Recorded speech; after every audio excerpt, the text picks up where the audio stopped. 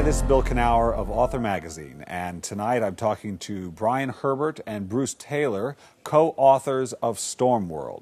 We sat down at Third Place Books in Lake Forest Park and discussed writing in collaboration, writing what you love, and the discovery of your father through your writing. Enjoy. I was writing since about 1977, 78. Not publishing, and I first published about 81, a collection of jokes. But by 83, when I met Bruce, my first novel had just come out, Sydney's Comet. And it's about a garbage comet coming back to hit the planet, and it's garbage that we've catapulted into space, so it's an environmental novel.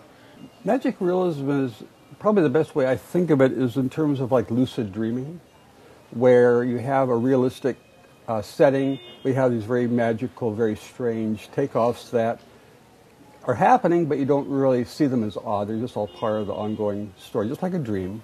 In a dream, you don't see what's going on as too odd. You just kind of accept it, even though when you look back on it, it's really pretty strange. And you kind of do a transition from reality into dream and then back. You bet.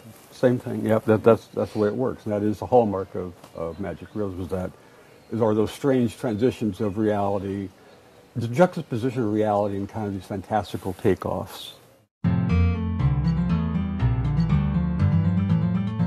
You have to have mutual respect, Yeah. and you have to listen to the other person. Because I've tried to collaborate with a particular writer that I never published anything with, and we came up with an outline, and then he proceeded to write whatever he felt like, which drove me crazy. So we never published it, but Bruce and I not only have the respect, but we follow the plot. So where I leave off, he picks up, or vice versa. You know, when you do something like this, you're always looking at the bigger picture, Mm-hmm. and there's always going to be give and take to make the total thing work. So I could easily pull back and say this works for the better sense of the work in its entirety. So I'm okay with that. My dad was a writer, but he was also unsuccessful for most of the time that I was growing up. He was not successful at all. And so he did have one novel published in 1955, which did have some acclaim. And then after that, other than that, he had a lot of short stories that were rejected, a lot of first-person stories that were turned down, novels turned down, just massive amounts of work that were turned down. So my father, other than that one novel, had extreme difficulties being a writer, and I also had a problem getting along with him because he was a disciplinarian. So for me to get into writing, which I didn't think I would ever do, was ironic. And ultimately, when I did get into writing, I was surprised by how much help my father was and what a loving man he was. So I got to know him as an adult, where I never got to know him in a good way as a child. One story that I found some 20 years after his death, a rolled-up manuscript of his personal belongings that I'd kept. I don't know why I didn't see that before, but it was a 6-page, single-spaced narrative, almost perfectly spelled, an account of hiking with his brother up the middle fork of the Snoqualmie River in about 1930.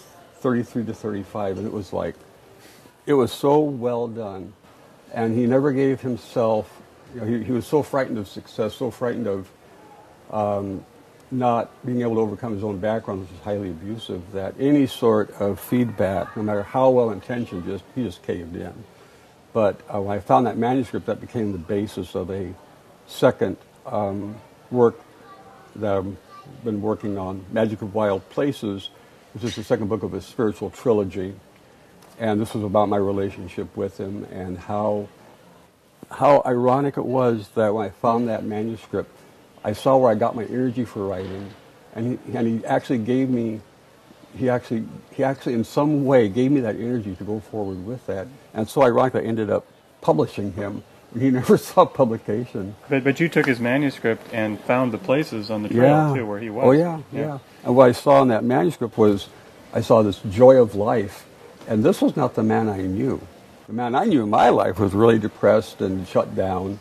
But in this manuscript, there was the joy of life. And I'm going like, that's the part I was able to identify with. with the father. I knew on some level that was there, and to find it in manuscript was amazing. Well, Joseph Campbell said the journey to understand your father is one of the great heroic journeys. I believe and so it. we've both been on it.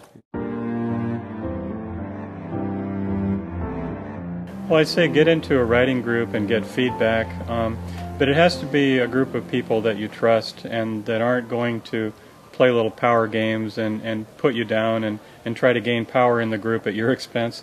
And also, I would say just keep at it. You need the feedback, but you have to also keep doing it all the time, every day, even if it's only an hour or 2 hours, but have a certain time, a certain place where you go, and you're right. And if that doesn't work, write wherever you are. Go out in the woods and write on the ferry boats, write while you're waiting for the doctor.